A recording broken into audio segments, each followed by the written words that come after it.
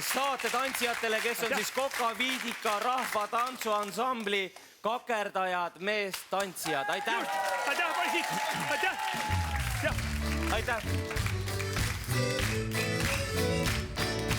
Suurepärane.